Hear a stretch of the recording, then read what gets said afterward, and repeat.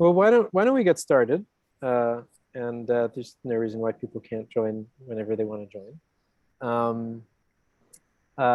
Welcome to our Grand Street Dems meeting, which this time around is another book club, which is a very special event for us. I want to make just a couple of actual Grand Street Dems announcements, and then we'll move on to the meat of the program. One is Carolyn just reminded me that tomorrow is the last day to register to vote for this upcoming primary. I don't know if there's anybody on this call who actually needs that reminder, but if you have some friends and you want to make sure that they know as well, that is tomorrow, and you can, it's the last day to send the form in, so you can download that PDF from the New York City Board of Elections and send that in.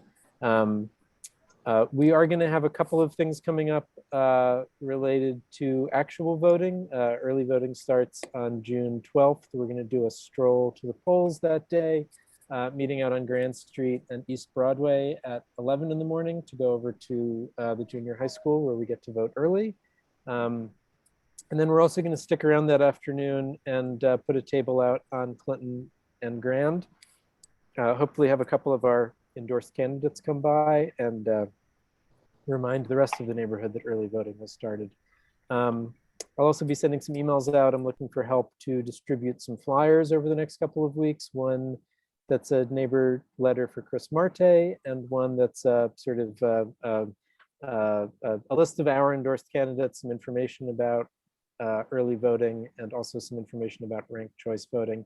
And we have not figured this stuff out yet, but we're trying to figure out something to do in the neighborhood with Catherine Garcia. And I'd actually love to try to figure out a way to have a pre-election outdoor actual in-person rally with a couple of candidates. So we're going to try to put something together, and I'll send out some information about that.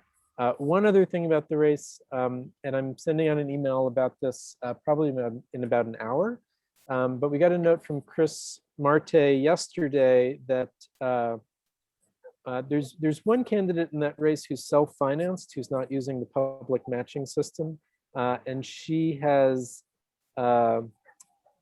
spent above the spending limit, which actually allows all of the candidates, even the ones who are in the public matching program, to also raise their limits. Chris finished fundraising last summer based on the cap that would be in place. But now that that cap is moving up, he's actually asking for some more donations. And we haven't, because he finished last summer, we haven't done any kind of fundraising for Chris Marte. But I will be sending an email out in about an hour and seeing if anybody can chip in a little bit to that campaign to make sure he can keep up with the folks who are funding their own campaigns. And that's it on politics. Let's move on to books. Tonight's book club conversation is actually not going to be hosted by me at all. It's going to be hosted by Ian Rosenberg, our neighbor and author of Fight for Free Speech. Ian he's got the mug. Ian's going to lead us through this next conversation with Joan Silber. So Ian, why don't you go ahead?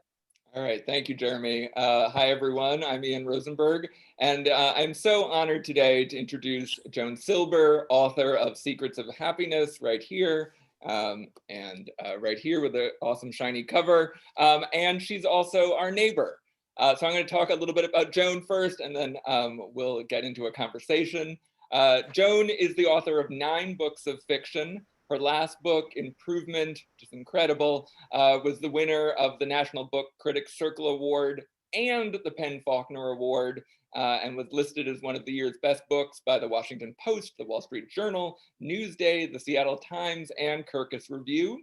Her previous book, Fools, also amazing, about anarchists in New York, was long-listed for the National Book Award and was a finalist for the PEN/Faulkner Award.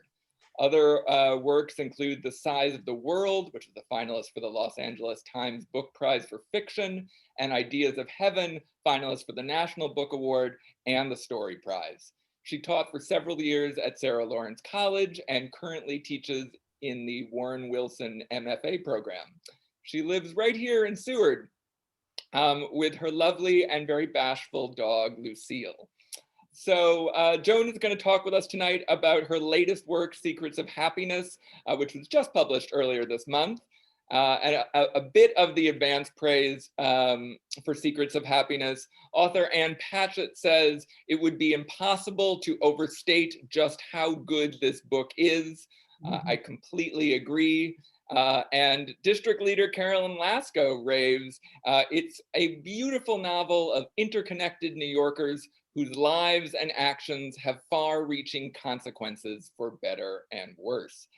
There's so much acclaim for this book. I could go on, and I'll talk a little bit more about it and how much I love it in the future, but let's instead hear from Joan. Joan, thank you so much for taking the time to be with us tonight. It's really a great honor to have you here. I am so happy to be here, and thank you everybody for coming. This is great. Thanks. Everyone, sorry, that's our dog Ringo, because our air conditioner is being delivered right now, right live in this moment. I'm going to ask Joan some questions, and then I'm going to take your questions. So feel free to put them in the chat as we go along, or when I'm asked a couple, I'll ask people if they want to raise their hands. But I have a ton of questions, so I'm going to jump right in. Before we talk about Secrets of Happiness, Joan, I would love for me and for everyone to learn a little bit more about you as a writer and your sort of the beginnings of your career. So my first question is, when did you know you wanted to be a writer, and how did you go about writing your first book, Household Words? I wanted to be a writer. I mean, once I stopped wanting to be something like a movie star, when I was a little kid, I always read very intensely. My mother would say, the house could burn down and you wouldn't know it because you had your nose in a book. It was always a really vital part of my life. So I dreamed of being a writer from the time that I was very young. When I went to college, I went to Sarah Lawrence, where I later taught for 35 years. And it was one of the few schools that had writing as an undergraduate subject in those days. So I studied writing, sort of. Grace Paley, who's a wonderful writer, I recommend her to everybody, was my teacher my last year. So I knew, fairly early on that I wanted to do it, although I had plenty of other things, that I wanted to do as well. Like just kind of be, running around town and having a good time. But the first book that I wrote, my mother had died when I was in my 20s, and I wanted to talk about her in some way. So Household Words, that first book, is told from her point of view. I didn't know I was going to use her as the protagonist initially, and it was certainly something that I couldn't do in real life. I had my oppositions with her, and saw her from other angles. So taking on her voice. I mean, I made up the story too. I mean, not everything in it really happened, and I made. One of the daughters is me, and one of the daughters is my brother. I made him female, so it didn't have to be so accurate. It was an intense process, and I didn't know what I was doing. I didn't know how to write a novel, and in fact, I'd never been trained in writing a novel. I'd been trained as a short fiction writer. But I worked, and when I was in my early 30s, after some struggle, I was able to sell it. I was lucky. And then it won the Penn Hemingway Award. Yes. It's incredible. Moving on, you travel, and both travel and New York are often themes or really important to your work. And in Secrets of Happiness, you have a character who lives on the Lower East Side. I'd love to know, when did you move to the Lower East Side, and what drew you here? And will you, an additional question, will you ever feature the co-ops in one of your books? Oh, I have not considered it, but it may creep in. That's interesting. I certainly had the neighborhood in here. I moved in 2007. I had lived in a loft in what was then NoHo. I don't know what they call it now, Nolita, for 33 years, and a developer took it over. It had been, the neighborhood had been in the back of Beyond when I moved there, and then got fancy. So I had to find some place to live pretty quickly. And the Lower East Side was, you know, the nearest neighborhood that was a little cheaper. I mean, that was really all that I knew about it. And I had been given enough of a payout so I could actually, you know, put money down on a co-op. And when I saw these, I thought, oh my goodness, these are amazing. So I sublet for a year in '07, and then I moved into where I now live, my apartment that I have now, in '08. So it's a while. It's really been a long time. Well, I totally agree with your delight in these buildings. All right, let's start talking about Secrets of Happiness. And I'll just say at the outset that I think you've written another masterpiece. It's incredible. I don't want to give too much away. I promised that there wouldn't be spoilers for people who haven't read the book yet. So I'm going to use a nice description from NPR's Fresh Air that I think gives a sense of the book, which is, and I'm paraphrasing slightly, but when a young lawyer discovers his father in Manhattan has long had another secret family in Queens, a wife and 2 kids, the interlocking fates of both families lead to surprise loyalties, love triangles, and a reservoir of inner strength in this expansive and elegantly crafted novel. I definitely agree with that description. So since people have a germ of the idea of what this book is about, what was the germ of an idea that started you off in writing the story, or why was it that you started wanting to tell these characters' stories? My friend Myra, who's probably my closest friend and the person who reads stuff for me as I'm writing, we were talking about another friend who had, she had just had a, you know, painful breakup, and I don't think there are any non-painful breakups. And she was in Japan. She'd found a way, she's a visual artist, she found a residency in Japan. And we thought, that's the greatest thing to do. You should travel, you know. And she said, well, I know someone, and it had been a neighbor in her building who traveled after she found out her husband had this other family. And she had also traveled to the country was not Thailand, I made that up, but the outlines of the story were that she had traveled to the country that was the home country of the woman who had supplanted her. So I loved the irony of that story. I liked not only, I have to say, I read a lot from that chapter because it's the first chapter, and someone always comes up to me afterwards and says, I had an uncle like that. So apparently there's a lot of second families that, you know, emerge at various points. But I liked I'm always interested in people's extra lives anyway. You know, they started as one thing and then they become another. And so this other family was a way of, you know, kind of having that happen and tracing the different threads of this complicated, you know, just the premise of it, I knew would be useful for me. Absolutely. Well, so you started to hint about how in Secrets of Happiness, you tell 7 linked stories from the perspective of 6 different characters. And this is a style that you return to in your work. The Washington Post, I'm going to use their description from their recent rave review of Secrets of Happiness. Secrets of Happiness looks like a series of linked stories, but it's more like a roulette wheel in print. Each chapter spins to some other character in a large circle of possibilities. It takes only a moment to get your bearings, and the disappointment of leaving one narrator behind is instantly replaced by the delight of meeting a new one. The stories unfurl like late-night phone calls from old friends. I love that last line. So what do you call, I see lots of different terms when they're describing your work. What do you call your approach to storytelling, and why do you like to return to this type of structure?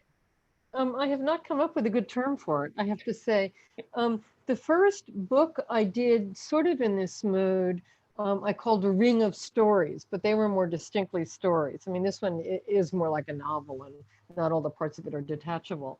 I probably would be better off if I came up with a term for it. Because sometimes people want it to be more, you know, more unified, more novel-like. But I love doing it. I like sort of following out the different ramifications. I often quote my mother, who used to say, because mothers talked that way then, you're not the only pebble on the beach. Um, and then the other quote that other people have used that's sort of more elegant is John Berger says something like, um, never again will a story be told as if it's the only one. So I like that stretch. I think this, I mean, I've read many, wonderful single line novels, and the intensity of that has some value, but has much value. But I didn't want to do that. I wanted to spread out more. And I seem to want to keep doing it.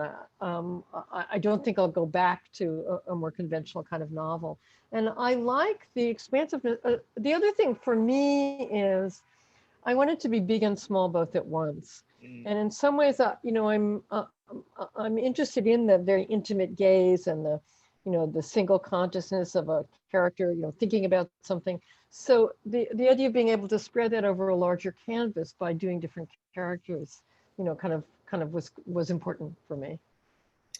Well, it always, for me, it always gives an incredible sense of empathy and our connectedness to one another. And I felt like, even though I assume this was written before the pandemic, I felt like that felt really resonant in this time of how we're all connected, even when we don't realize it.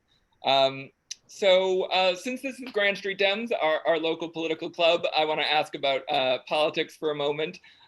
Your books are not explicitly political, but they are concerned with class and money and privilege and immigration and race. So how do you avoid or seek to address politics in your work? I probably did it most overtly in Fools, which is about anarchists. But in this one, I mean, I certainly, I don't want to be heavy-handed about it. Obviously, there are problems for a fiction writer dealing with that.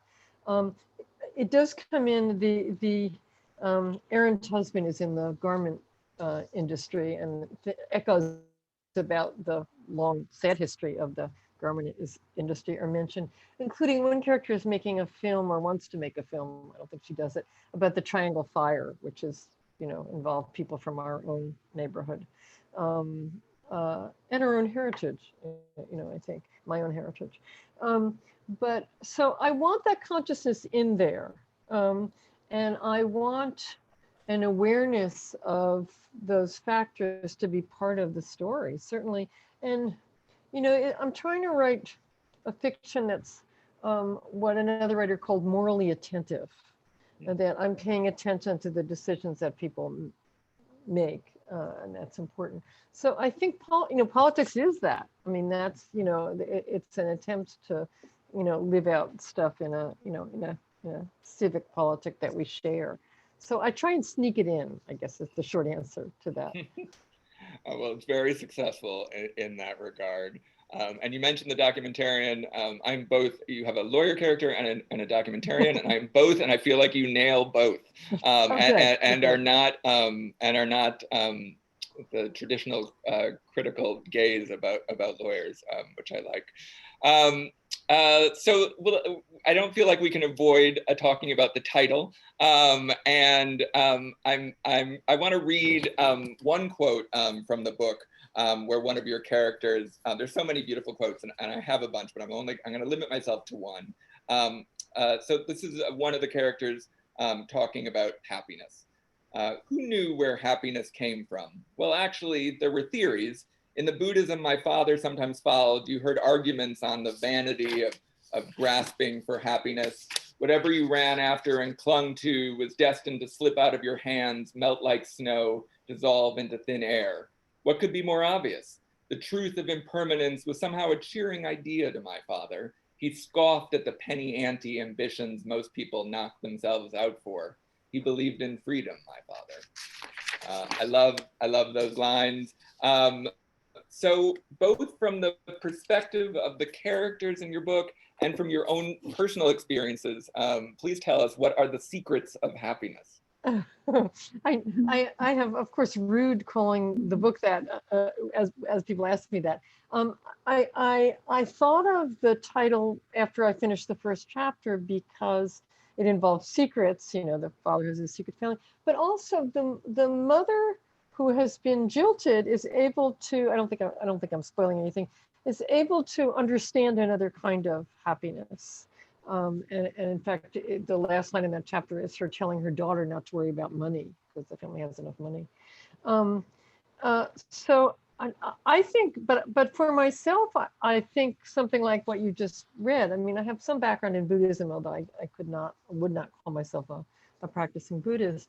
But the idea that impermanence is, like it or not, that it's here, and that you have to make your peace with it, or you're always going to be unhappy. You're always going to be grasping at something that's not going to last. I think that's crucial. I think that is a really important part of it. And also some degree of distance. I mean, you can see the characters sort of stepping back from what's going on so that they can make their way through it with some accuracy. Well, I have one more question I'm going to ask before I turn it over to other people. Since you mentioned money, I think the way you write about money is so fascinating, particularly in this book. I am going to quote now a couple other lines. One that I love early on: "Would Tony leave me someday if in the future I was penniless? I had enough pennies at the moment, certainly, but he was a man for whom a certain flair was essential, a level of ease and taste, or so he thought." I love that phrase. I think of myself as somebody who needs a level of ease and taste. But then you also have a character who says, the lawyer character who works in civil litigation, but says about his ex-boyfriend who is a matrimonial lawyer, "He used to tell me that people filing for divorce were always trying to collect, in the form of money, payment for what could never be paid for. How literal they were, listing their highly graphic complaints. The suffering was real, the money was real, but the relation between the two was a delusion, which the world was full of. Love and money were always twisted and tangled, always mistaken for each other." So what do you see, I think that's beautifully said, what do you see as the link between so many of these characters' issues with money and their ability to achieve happiness? The second chapter was published separately as a, whoops, can you hear me? Yes. The second chapter was published separately as a story under the title Love and Money. So I was very aware of those two being tangled. The quote that you just read is a result of in my youth, I had lots of crappy jobs and I was sort of the errand girl for a lawyer who handled a lot of divorce cases. And you certainly saw that, where people wanted money or were asking for sums of money and trying to give their former spouse a hard time when money was not really, what it was about. So I that was an insight of mine, 40 years ago. But it's true that all of the characters are involved in it in some way, that's going to enter into their, their transactions, particularly among lovers. It's less in some books, it's about families. There's a little bit about inheritance, and there's a character who turns down an inheritance and a character who is denied an inheritance. But the friction about lovers, about money, is often between lovers, and I wanted to get the quality of that in there, and the way that carries out things for us. When Grace Paley was my teacher, she said, actually not while she was my teacher, she said it afterwards, but I always remember this. She said that the subjects of adult life were blood and money, and by blood she meant family or love connections. And I think that's true, that those are the chief issues that we face. So I'm aware of those as playing into things. Well, I feel like you play out the ramifications of those goals and passions in a really revelatory way for me. I feel like I think about them now in deeper ways because of this book. So let's see. I am now ready to take questions. There's one in the chat from Carolyn. Carolyn, do you want to just say it out loud? Sure. Yeah, so I love how you describe people traveling, and sometimes traveling longer than maybe they intended to. And I would love to know more about your travel. You're traveling. You know, if you're writing sort of from your own travels or from travels you wanted to do or have done, or, you know. Mostly they are from my own travels. About 20 years ago, I got the idea that I could go to China if I went with actually a tour group, a thing I never would have done before, you know, what a dorky thing to do. But I loved it. There was an English company that you did sort of backpacky travel. And so I began to try to go to Asia. I mean, 20 years ago, I was still not that young, so I thought I better go now if I'm going, you know. So I would try to go to Asia once or twice a year. I had an academic schedule. That's why I would have, you know, vacations. And it was very important to me. It started with my interest in Buddhism, but it totally branched out from that. I just loved going to all these places. Like everyone, I particularly liked Thailand. It's kind of the Italy of Asia, right? It's the country that people adore. And I did do a little volunteer work teaching English in Thailand and also in Laos. I haven't written about Laos yet. So I know a little bit more because I did the teaching. The only place I haven't been to that's in this book is Nepal, because I wanted to go this fall. and we all know what happened to that. So I hope to go someday. But it's been very important to me. I love to travel. Even if I don't love it every minute, I'm always glad I've gone. You know, I like seeing the stuff. I like walking around and seeing things. Great. Are there people can raise their hand, or actually they can even unmute themselves? Zazel, it's so nice to see you. Would you like to ask a question? Can you hear me? Yes. Hi, Joan. Thank you so much. I haven't read the book. I will get it tomorrow. I'm excited to read it, but I'd like to know if you know your story before you start writing. Do you plot it out, or does it flow out? I pretty much make it up as I go along. So, which is why I like this form. So, I wrote the first chapter, and then I thought, well, what about this other family? I mean, I want to hear about the family in Queens with the Thai mother, you know. So, and then there was a girlfriend in that story, and it helps generate ideas for stories for me. Writing each one makes, I mean, they're not stories, they're chapters now, but writing each one makes me understand what the book is about thematically. So in this case, I would say, oh, it's about happiness, and it's about money, and it's about, you know, love tangles. So that helps me come up with ideas. And I try and end it in some way that will order it. And in the last two books, I've come back to the same character. So that forms a kind of container for it. But I certainly don't know all of it when I start. And in one of my little Zoom tour things, the writer interviewing me asked, what do you tell your students that's something you don't do yourself? And when I tell them, I taught the novel class for years at Sarah Lawrence. And when I told them was, make a synopsis and know where you're going, and, you know, have an idea of your destination. And it was a case of, you know, do as I say, not as I do. Thank you. Thank you. I have another question. Oh, no, wait, but let's have Valentina go next. How, you know, I just read the first chapter, and it seemed very real. And I was like, oh, is this a nonfiction book?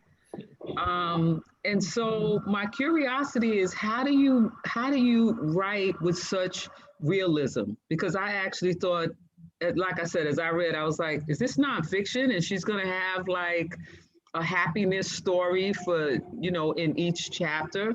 And the other thing I thought about, I don't know that it's a question, but the secrets of happiness, I said, this is very timely because of this pandemic, we all have to deal with how do we find happiness in not the easiest situation. You know what I mean? We have to deal with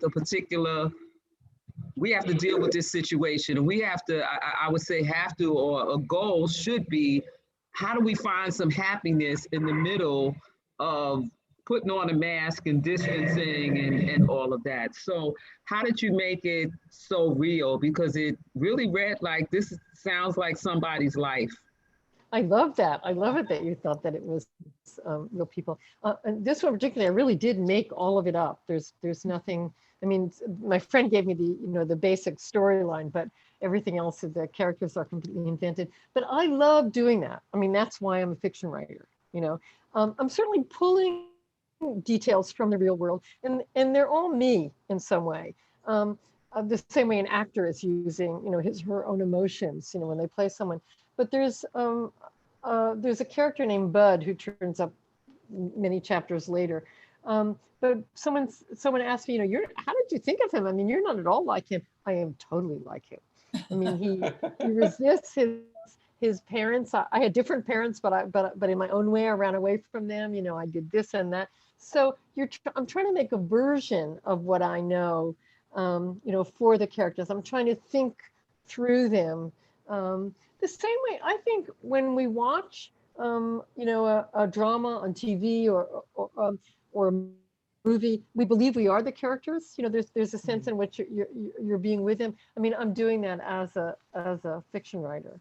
And I utterly agree with you about the pandemic really called up the notion of the fact that we have to find resources within ourselves to deal with stuff that we can't. At this time particularly, I think people had to draw on themselves. And I love that. The pandemic has been in some ways easier for me than for a lot of people, partly because of where I live, which is so great. I'm such an urban person that I'm not afraid of being with other people. I loved, having other people around me, even though we could only have 2 in the elevator, I wasn't stuck inside. I had to go out with my dog 3 times a day, no matter what, I liked the flow around me, even if I wasn't talking to people as much. Anyway. That's a great question. I have another one.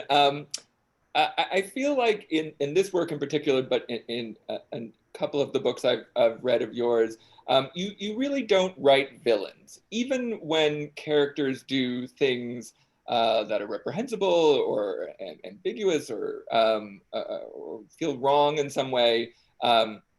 It doesn't feel, perhaps because you're writing from their perspective or for other reasons, that sort of like Shakespeare, that you don't generally write villains, that you see a side to them that feels unusual and fresh. Is that a philosophical choice, or is that a literary choice, or some combination of both? It's not a conscious choice, I have to say. And the first time I was aware of doing it, I guess it was a conscious choice. Several books ago, there's a book called Ideas of Heaven. And in the first story, the character who wants to become a dancer on Broadway is tormented by her dance coach. And that was based on a story someone had told me. He deliberately humiliates her. And then the next story is told from the viewpoint of the dance coach. And I knew that I wanted to think, why would he, where does that come from? What did that mean to him? And in fact, that scene does not appear in his story. He has a whole other, and he's certainly, someone that we may not admire him, but we feel for him in that story. So in that case, I was aware of doing it. And then it was something, I sort of learned it from Chekhov, who he may not do it quite that way, but he does it. There's often some, annoying person that we're with very closely in his stories. So in that sense, and also there's plenty of other writers who can do villains, and who can do the kind of action that involves villains. I don't usually do very, I don't write about, even though I was writing about money in this one, I don't write about executives. I don't write about people whose desires are a kind of domination. I don't know that I've thought it through, but I go where that's led me. But I do try and be, I believe in emotional generosity as a value. So I'm sure that, and actually in Thailand, where some of this one is set, generosity is one of the, the cardinal virtues or whatever their term is for that, that's considered important. So I'm sure that comes through in the choices that I've made. Carolyn pointed out to me, Allison, that you had your hand up. I missed it. Allison? That's okay. I didn't need to. Hi, Joan. We Hi. pass each other walking our dogs almost Yeah. every morning. I hope I didn't scare you the other day when I screamed out, "I'm reading your book." No, I loved it. I got all excited. I didn't finish it in time. I have about less than 50 pages left, so I should finish it tonight. I had the same question as Azel. So that was my first question about, I was very curious about if you knew which characters you were going to be talking from the perspective of, and that was interesting to me. I also really, because we were talking about politics a little bit, I really liked the tone. I think there were some politics in it, especially Bud, who his whole identity was about having the opposite politics that he was raised with. I love the Trump comments, and those things where, just the given that it was a traumatic time during those Trump years, I really liked. Now I have a question after all those comments. I was curious about just some logistics. How long did it take you to write this book? When did you finish it? And what is your recovery time before you begin your next book? How long does it take you to kind of rev up? And do you ever overlap, get another idea and start writing something else before you've even finished maybe one book? I have never overlapped, unfortunately, though I would love that if that happened. It's been 3.5 years on the last books, and that's probably, I've taken longer on some others, but that's about average now, I would think, between 3 and 4 years. And then what happens is, you hand in the book and, I either have to sell it or this time I had the same editor who's wonderful. I really like him. But it takes a while to negotiate. He offers a certain amount and the agent says no. Anyway, all of that takes a while. So in the meantime, I'm beginning something new because I'm really not happy when I'm not writing. I mean, there aren't that many things that are as gratifying for me.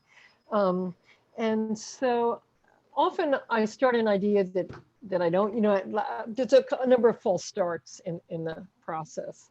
And then I'm finally going. And then just when I'm finally going, I have to do revisions on the book with the editor. I have to abandon that. I mean, that's just part of the process and the way of it. But I try I don't need to recover. I might take a few weeks off just because I can't think about anything else or it's too soon to think of a new idea. And I'm always writing. I have a little tiny notebook that a friend gave me, these small notebooks that I'm always writing in. And I'm always like, oh, I could write about this. No, I think I'll write about that. So I'm moving around with it and trying to do something. But there's a lot of there's a lot of trial and error. That's the expression I want in first beginning it. Now I have, since it's a long time since I finished that book, I have one chapter that is sort of done, a second one that's kind of ragged, and I think it needs more in the end, and I'm on the third chapter of something new. So we'll see what happens. Great, look forward to it. Yeah. I want to say one other thing, because I was just thinking when you were talking about the villain question, how villain may be a strong word, but I'm not sure that the father wasn't maybe a bad guy in this. Like there were some generational effects to what his actions, and he never really took responsibility for them, never really seemed apologetic for them. So I don't know, he might be my villain. Well, he certainly. Joan, you go. He's like, no, he's certainly. He never repent. I mean, when he's caught, he's mad that he's caught. He's not. Yeah. And he would have been happy to continue with 2 wives. He thinks that's a perfectly nice system. And I kept him in that. I didn't, and I don't use his point of view, but he's. A recognizable human. He's not dreadful. One of the descriptions makes it sound as if it's a book about the consequences of infidelity, and it's not about that. But that wasn't my premise. My premise, my connections are a little subtler than that, and more interwound, I think. And following up on Allison's question about practicalities, do you write in your apartment? Do you write other places? Where do you actually like to physically write?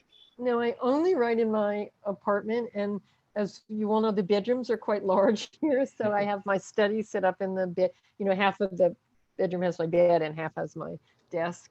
And I pretty much, you know, and I work between lunch and dinner, which is eccentric for a writer. More people work in the morning. And I revise each sentence as I go, and I begin each day by looking at what I did the day before, and I fix those sentences. And it isn't that I'm a fanatic, though perhaps I am, but it's not the desire for perfection, it's the desire to see things more clearly. And getting the sentence clearer makes me understand what it was that I want to mean with that. So I work that way. There are plenty of other writers that do it that way. I don't have a rough draft and then go back and do it all over the way they used to tell people they had to do it. Let's see, is there any, I saw Zazel has her hand up, but is there anyone else who hasn't asked a question yet have a question? All right, Zazel, it's your lucky day. Oh, you're muted. You have to unmute yourself. Yeah, there you go. Okay. Would you share with us authors that you like to read, dead or alive? Well, the ones that have been most important to me are Chekhov and Alice Munro.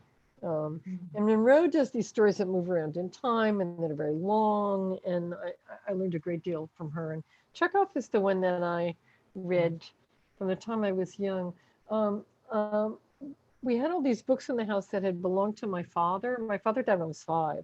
So I was very taken by his he signed everything Samuel S. Silber. He was the son of a shoemaker. You know, he came into a more educated life, you know, being very aware of the, you know, the blessings of it, I think. So in any case, I still have his book of Chekhov, you know. Oh, how wonderful. That was really important to me. I have friends whose writing that I love. My friend Margot Livesey, I would recommend. My friend Charles Baxter, you know, their writing, you know, really kind of rings for me. Paul Yoon is also terrific. He's a younger writer. I just read the new Ishiguro book. It's called Clara and the Sun. Yes, I just read it also. And I loved it. I loved it. I thought it was very strange. Yeah, I love the strangeness of it. Yeah. Terrific. Yeah. He's one of my other favorite writers. Right. I agree. Well, I think we're gonna come close to wrap up, but I threatened to Joan that I was gonna do a lightning round at the end of questions about local favorites. So let's do a little bit of local favorites. Favorite local restaurant? Oh, probably Faux Grand, actually. And I also, since the much worn Cafe Petisco closed, because that was our local, I go to Dudley's because they're opened all day. They're on Broome and Orchard. And I was known to have a Bellini. Well, I don't think I wore the earmuffs, but I had earmuffs with me when it was really cold out and I had to sit outside. So I'm grateful for them for providing tables outside all the time. All great places. Faux Grand is a family favorite of ours. Favorite coffee shop, if you're a coffee person? Well, I get takeout from what's the one on Grand Street? Grumpy? West. On Grand Street. Oast. Yeah. Right? Oast, that's it. Yeah. Oast. Yeah. Means West. Yeah. Oast. Yeah. I love that's my favorite. All right. Favorite public place? Again, local public place. Well, I'm glad you asked that question because I have my own outdoor gym. Since we can't use the building, I go use on by the river, by the East River. Yeah. There, what looks like from afar like a kids' playground, but they're adult exercise machines that the city must have put there like 20 years ago. There's lots of pull-ups, and there's a peddler, and there's an elliptical thing. So it has a great view of the river. Yeah. So I go there a couple of times a week. And when I go in the morning, if I go early enough, there's a Tai Chi class right next, there's an open space next to the machine. So there's people with red fans doing this Tai Chi thing, and sometimes with sabers. It's fabulous. And if I go there later, which I usually do, like around 9 or 10, there's ballroom dancing, which is apparently very big in both Beijing and Shanghai. So there are always groups with a boombox playing kind of corny Chinese pop music doing ballroom dancing. And I love that. It's like traveling. And I have my headphones on listening to an audio thing, a book. But anyway, that's my favorite public space. Awesome. And last one, since I know well that you're a dog person, what's your favorite dog walk for you and Lucille? Well, Lucille doesn't like to walk. Her fearfulness extends to that. So we always go exactly around the building. I've tried taking her further, and she just doesn't like it. Yeah. Okay. Well, I think we're pretty close to time. Honey, there's one last question from someone, Laura Lubin. Oh, sorry. I've not been paying attention to the chat. Sorry. Laura Lubin, would you like to ask it directly, or do you want me to? No, thanks. You can. Okay. So Laura asks, do you see your books going to film or TV? They haven't ever.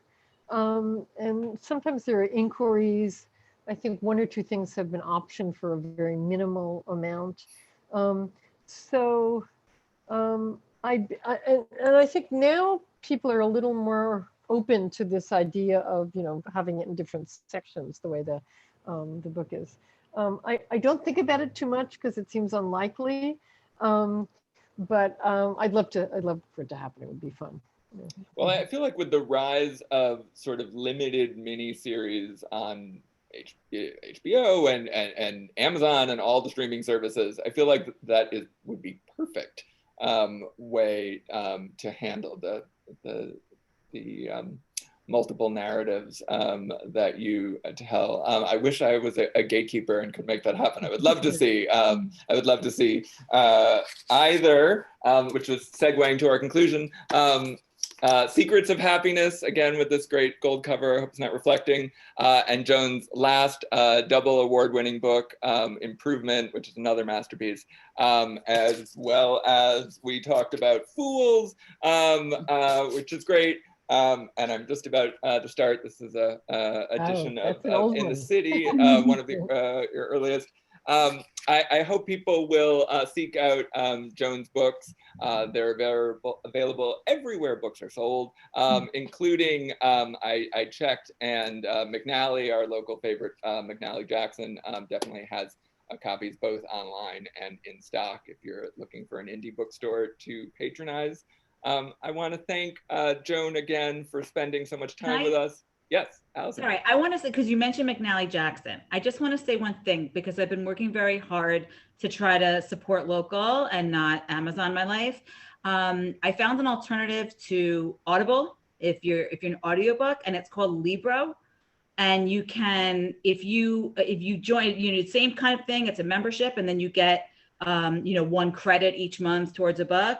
But you can choose a local bookstore, and that's the one I chose. And then that local bookstore actually gets money every time you, from your membership. Every time you get a book, it actually benefits your local bookstore.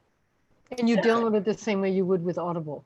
Yeah, it's the same thing. Right. It's just an app, and you download the book. So I've quit Audible, and now I'm on Libro, and I just wanted to give that little plug because I am McNally Jackson. And before we began in earnest, Joan was talking about the audiobook is out or forthcoming for No, it's out. It's out. Okay. It's on Audible, but it's not. It's also another company that did it. It might have been Blackstone Audio. I'm not sure. And there's a whole cast doing it. So. Oh, nice. So check that out. Thank you again, Joan. This was so much fun. Thanks for everyone to joining the second Grand Street Dems Book Club, our inaugural fiction author, Joan Silber. It's such a great honor to have you chat with us. Everyone, be well, have a great long weekend, and go get Secrets of Happiness as one of your summer beach reads. Make sure you buy a couple copies for your friends. Thank you. Thank you. Thank you, Joan. Thanks, everyone. Thank you. Joan. Thank you. Right. Thank you, guys.